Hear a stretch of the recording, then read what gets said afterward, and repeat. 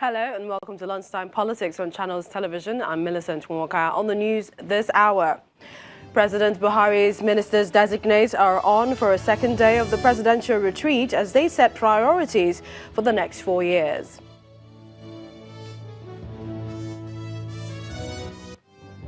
And the anti-graft agency, the EFCC, has swooped on the residence of former governor of Lagos State, Mr. Akinwumi Ambode, over an ongoing investigation.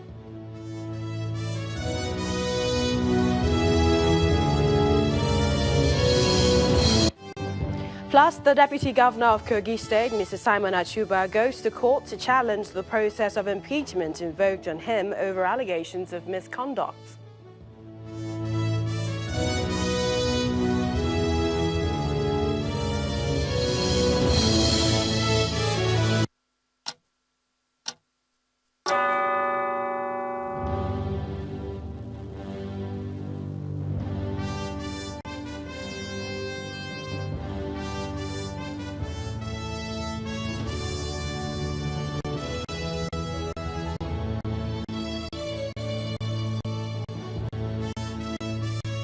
Welcome everyone to the program, and we start by bringing you updates from Abuja, where the ministers designate for the president's second-term cabinet are brainstorming.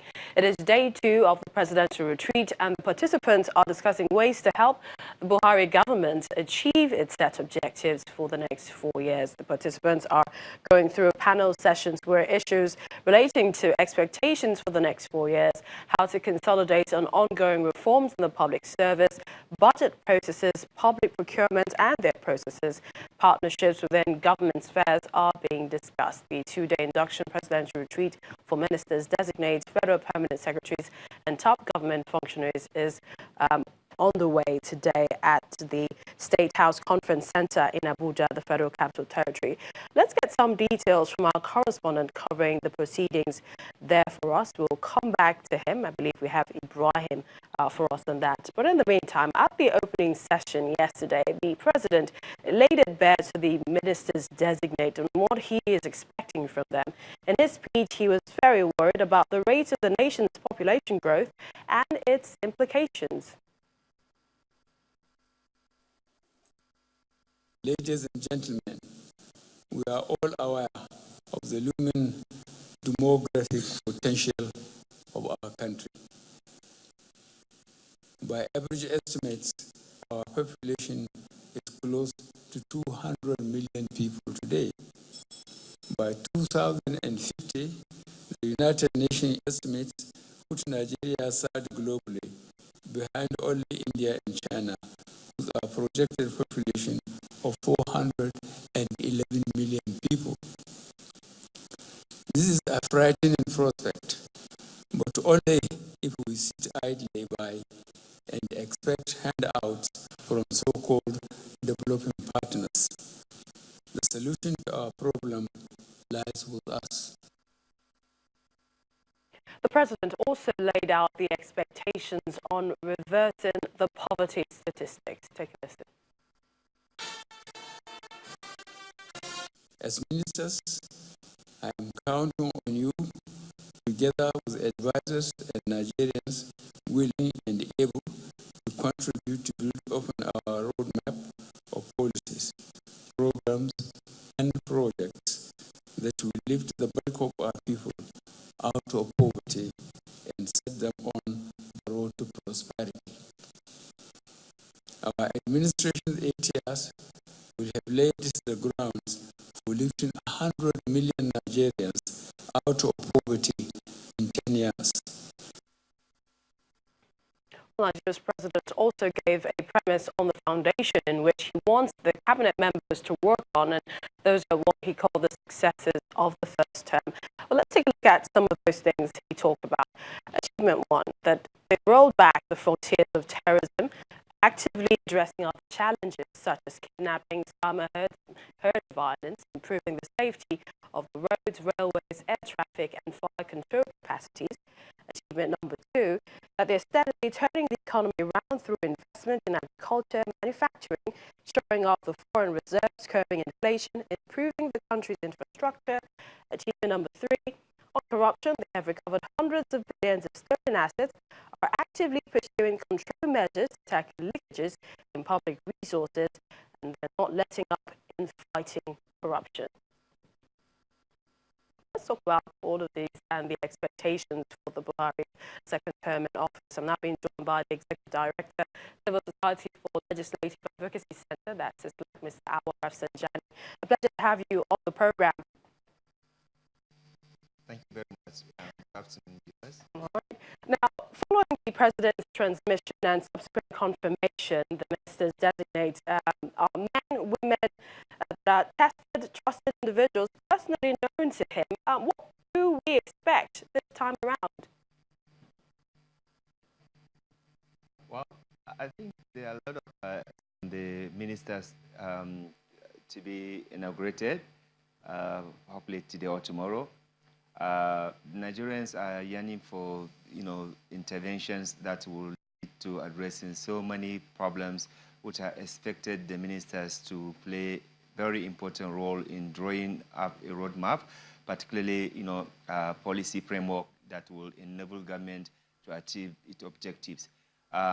Therefore, the ministers that are going to take, out of office, I think there are a lot of expectation by Nigerians and even the international community to do what they could in order to ensure that the country is actually progressing, not retrogressing, the way, it's been seen now. Because the issues of poverty, the issues of insecurity, the issues of unemployment, and, monumental grand corruption that has actually continued to undermine effective development in the country must be tackled, and within the period that these ministers have, they must show capability and willingness to be able to do something to address this fundamental, crisis that we have.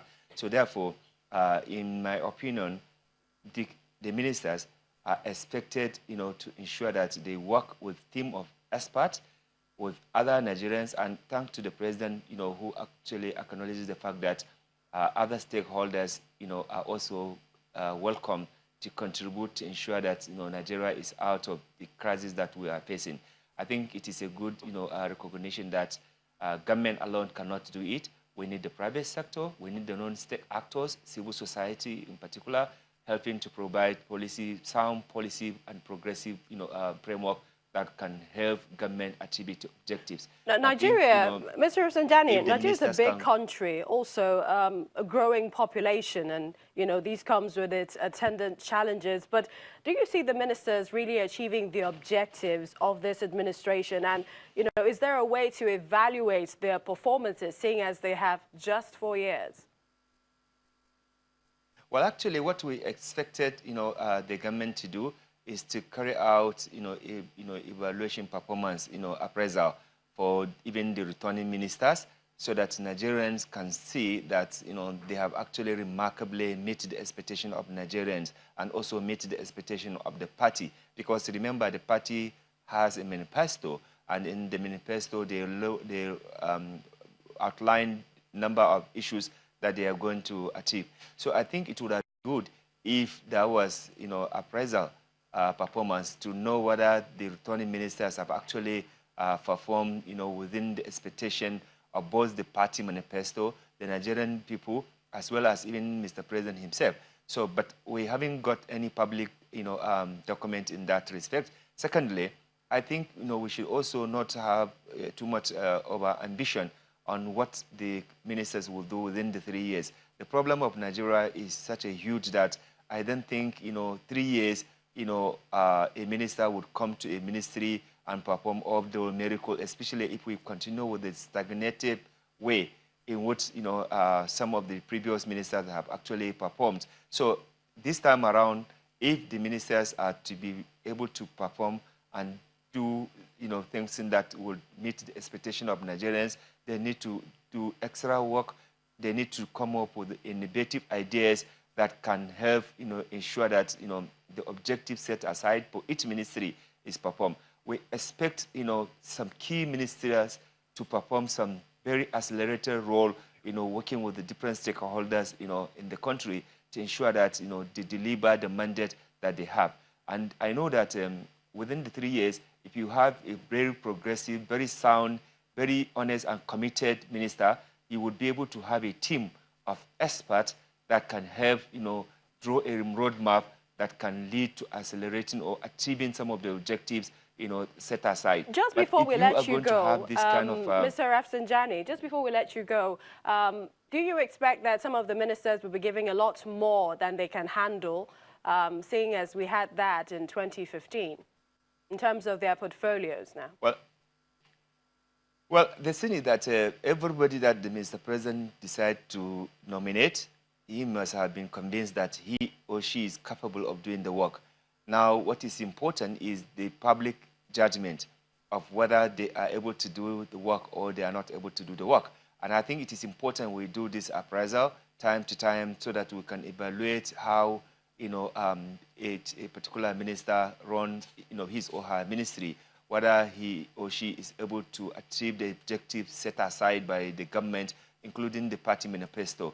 I think, without appraisal, it will be difficult for us to be able to determine whether a minister is actually performing or is not performing. I think government should be able to take monitoring and evaluation very important as a way of stick to monitor the performance of particular legislators, particular minister. And legislators, they should also play important, credible legislative oversight on those ministers, because if they don't do that, there is not going to be, good, execution or implementation of the government programs and policy, as well as even compliance of the legislation that we have. So therefore, legislators, I think they have to play their role. Key roles. Thank you so much, Mr. Awal Rafsanjani of CISLAC, for joining us on the program.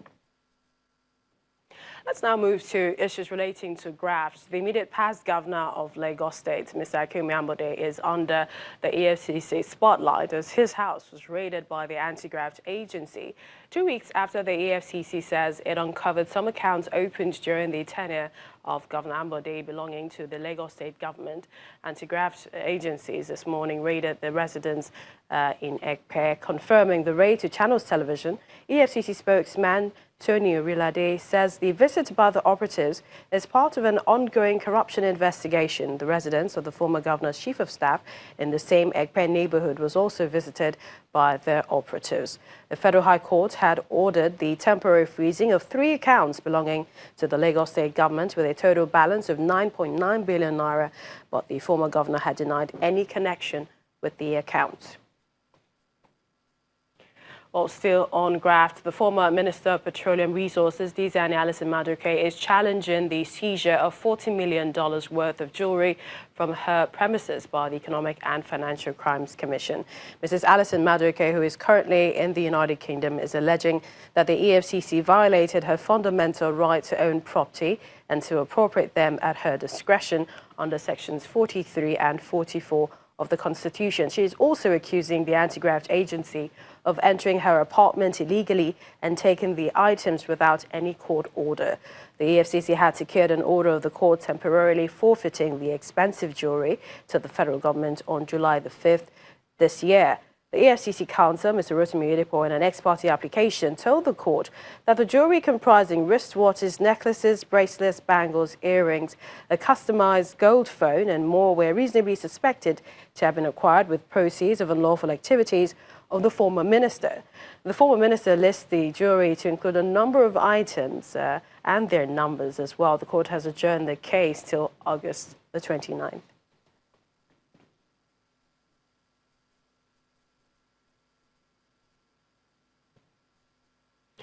And yet another story on graft issues. This time, the Economic and Financial Crimes Commission arraigned Mrs. Isabella Oshudin and Bob Oshudin before a federal high court in Abuja. This is for alleged 22.9 billion naira fraud and money laundering. The accused are facing 25 counts for fraudulently receiving the said money from the former National Security Advisor, Colonel Sambo Dasuki. The EFCC is alleging that the defendants had on 16 occasions received this money in different sums, totaling 2.9 billion naira. They have, however, pleaded not guilty to the charges, with their lawyer insisting that the transaction was a civil-commercial transaction between his client and the federal government. But the EFCC is insisting that the alleged offences contravene Section 15, subsection B of the Money Laundering Act of 2011 as amended in 2012. And we will be taking a look at more on the federal government's anti-corruption war, plus also...